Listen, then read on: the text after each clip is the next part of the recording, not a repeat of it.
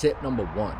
Play as a scav as much as you can. Playing as a scav can make you tons of money, whether it's because you find dead PMCs and loot the remains, or looting toolboxes, stashes, jackets, or simply just spawn with an expensive item right off the bat.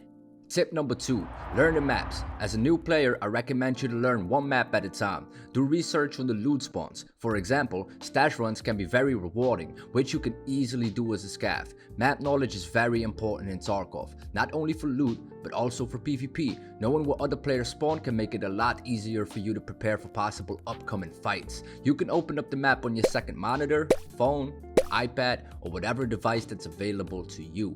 I will leave a link to the maps in the description. Tip number 3. Start doing your quest early on. Quests are good for many things. For example, you can get every case just by doing quests. You get a lot of XP by doing quests. The rewards of quests can be really good and valuable too. And most importantly, once you reach level 40, you will have all your traders tier 4. The faster you get your quest done, the less money you will spend on overpriced items on the flea market. Tip number 4. Do some research on quest and hideout items. Early on in the wipe they will be so expensive and you might get stuck because you're missing that one specific item, and if you're unlucky it might take a while before you find it. For example, there are certain keys you need for quests that are extremely expensive in the beginning of a wipe and even later on. I will leave a link to most of the quest items and hideout items in the description. Make sure you have that open while you're doing your quest and your hideout. Tip number 5. Try to max out your hideout as quick as possible. You get benefiting rewards. For example, 10 extra energy points, an increase of regeneration rate for both hydration and energy. You can craft quest items which can be hard to find in raid. You can craft cases like the scav junk box, which will save you a ton of space in your stash, and the list goes on. Tip number 6. This is for players who don't have the best aim. I recommend you to open up the shooting range quickly. Once you've chosen the gun for your next raid, go into the shooting range and test the gun. Keep shooting until you feel comfortable with the gun. Like I said about the maps, the same goes for the guns. Try to get comfortable with one gun first, as they all have different recoil patterns and feel different.